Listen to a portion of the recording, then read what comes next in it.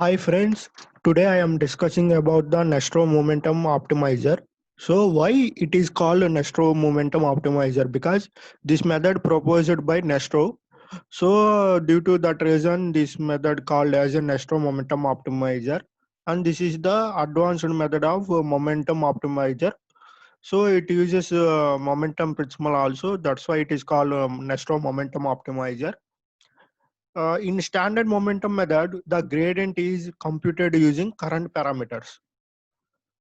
But in Nestro momentum achieves stronger convergence by applying the velocity to the parameters in order to compute interim parameters. This is the main difference between normal momentum optimizer and Nestro momentum optimizer.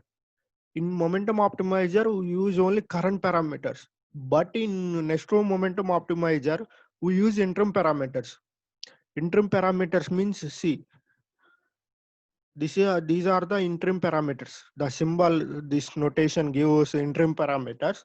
We use gamma. This is the interim parameter. It is a decay rate. Gamma indicates the decay rate. These interim parameters used to compute the gradient. This gradient called a look ahead gradient or a Nestro accelerated gradient. The reason this is sometimes referred to as a look ahead gradient is that computing a gradient based on entry parameters allow to change the velocity in a faster and more responsible way. This is why we call it as interim parameters. This is the formula of weight updation, and this is the velocity formula, which is decay rate interim parameter into weight update gradient and eta learning rate. So weight update is previous weight minus decay rate into velocity plus next step velocity into 1 plus gamma. So this is the formula of the Nestro. So this is the implementation of formula.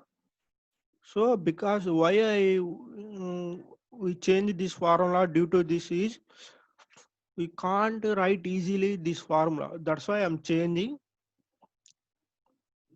So these are the important libraries to implement this optimizer, and this is the function I need to take to calculate the gradients, and I am implementing this function using lambda function, and I am calculating the gradients. So with respect to x and y, I am calculating the gradients. All terms have square terms, so if you do differentiation first time, all square terms comes before the function. So I am storing this, converting these variables to array format and storing in the grads variable. And I am building the optimizer. These are the parameters to implement optimizer: x, y, learning rate, momentum, gradients. And these are the initialization of parameters. I am initialization weights. Self dot weights means weights. I am initializing with the zeros, two zeros, and I am giving x and y values with a uniform distribution within a -3 to +3, and I am printing the values, and I am assigning the learning rate, momentum, and velocity. Also, I am initializing with the zeros, and I am creating empty list for storing the values of loss, and I am implementing a function. In the function, which function you need to optimize with the Nestro momentum, I am giving to x and y. I'm storing it on z. I'm calculating the gradients of that function using g, and this is the weight update, means it is the important.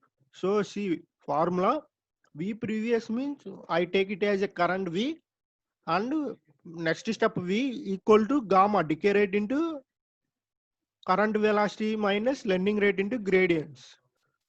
Weight update, next step weight is equal to previous step weight plus velocity plus gamma into v minus previous velocity.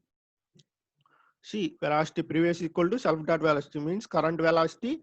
So current velocity equal to momentum into velocity minus learning rate into gradients. And weight equal to current weight plus velocity plus momentum into velocity minus previous velocity. So I am storing the values in the empty list of XYZ, I'm starting training, I'm initializing with 0. I'm giving maximum steps up to how many steps you need to run this training, and I'm printing the every value. I'm opening this Nesto momentum file to store the values, and I'm running because there are some functions you need to run up to how many maximum steps you give, and that's our gradients, weight update, history update, and function.